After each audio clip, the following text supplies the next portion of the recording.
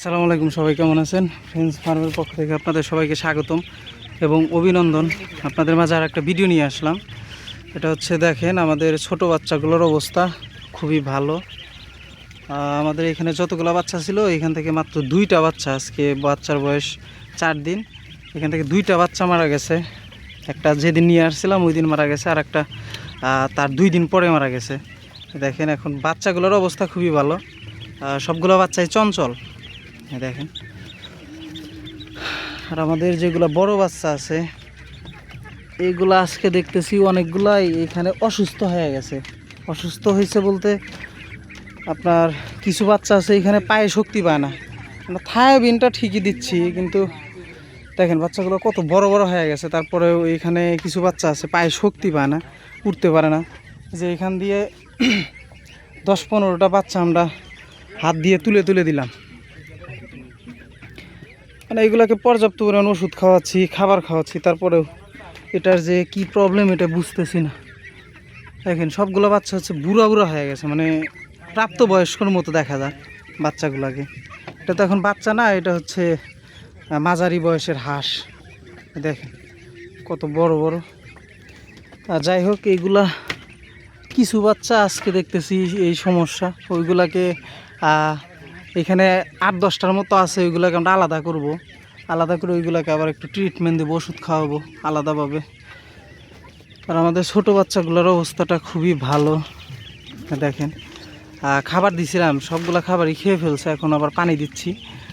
পানি একদম স্বল্প পরিমাণ দিই, কারণ যাতে বাচ্চার গাটা না ভিজে। দেখেন বাচ্চা আপনার ইয়ের ভিতরে উঠছে, তারপরেও গাটা ভিজতেছে না। এর ভিতরে আমরা হচ্ছে কাপড় দিছি যাতে বাচ্চাগুলো না ভিজে যায়। আর এটা হচ্ছে ব্রডিংয়ের রুম, যে লাইটটা দিছি 100 ওয়াটের একটা বাল্ব দিছি এখানে। আজকে 3টার পর থেকে সবগুলো বাচ্চা এইখানেই নামানো, আজকে ক্যারেটের ভিতরে তুলি নাই। দেখেন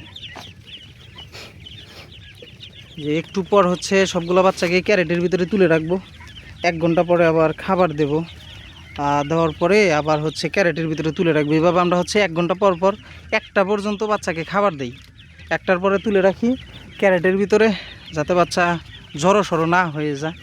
এই জন্য ক্যারেটের ভিতরে রাখি। বাচ্চাকে আবার আমরা 6টার দিকে বা 7টার দিকে বাচ্চাকে খাবার দিই। এভাবে হচ্ছে আমরা ব্রডিংটা করতেছি। আলহামদুলিল্লাহ এখানে যতগুলো বাচ্চা আছে সবগুলো বাচ্চাই ভালো।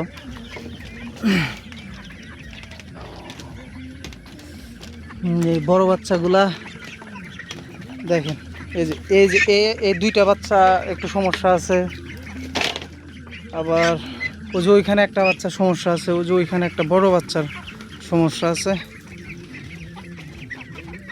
যাই হোক, দেখি ওইগুলোকে আলাদা করে আমরা একটু ট্রিটমেন্ট দেবো।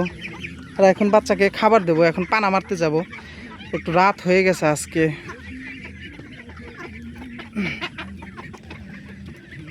যাই হোক, আজকে এই পর্যন্তই। সবাই ভালো থাকবেন, সুস্থ থাকবেন, আমাদের জন্য দোয়া করবেন।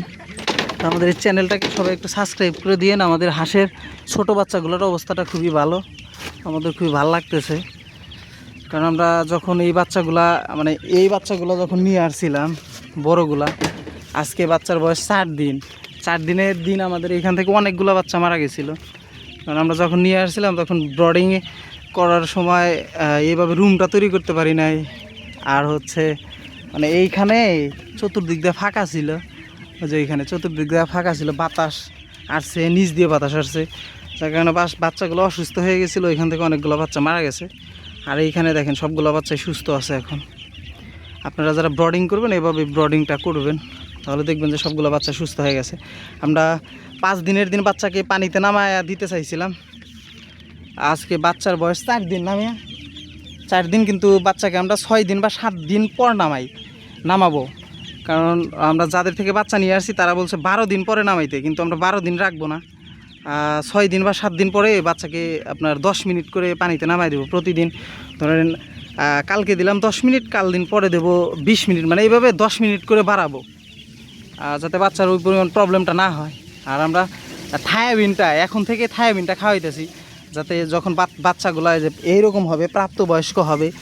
এইখানকার অনেকগুলো বাচ্চা দেখেন কত বড় বড় বাচ্চা, এইখানকার অনেকগুলো বাচ্চায় আপনার ওইটা উঠতে পারে না, এগুলো উঠতে আপনার পড়ে যায়। মানে 8-10টার মতো আছে, আজকে পাইলাম এইগুলা তুলতে। এগুলাকে থায়াবিনটা খাওয়ানো হয়েছে 15-20 দিন পরে, যার কারণে এই প্রবলেমটা হয়েছে। এই জন্য আমরা ছোটো বাচ্চাগুলাকে আপনার ছোটো থেকে থায়াবিনটা খাওয়াইতেছি, একবারে স্বল্প পরিমাণে থায়াবিনটা খাওয়াইতেছি। আর আমরা কালকের দিন পর্যন্ত থায়াবিনটা খাওয়াবো। তারপর আমাদের আর একটা ওষুধ আছে, ওইটা লিকুইড, ওইটা আমরা পানির সাথে মিক্স করে দিব। আপনাদেরকে কালকে দেখাবো নি আমরা 4 দিন পর বা 5 দিন পর কোন ওষুধটা খাওয়াই, এইভাবে ধাপে ধাপে ওষুধগুলো খাওয়াবো বাচ্চাকে। যাই হোক, আজকে এই পর্যন্তই। সবাই ভালো থাকবেন, সুস্থ থাকবেন। আল্লাহ হাফেজ।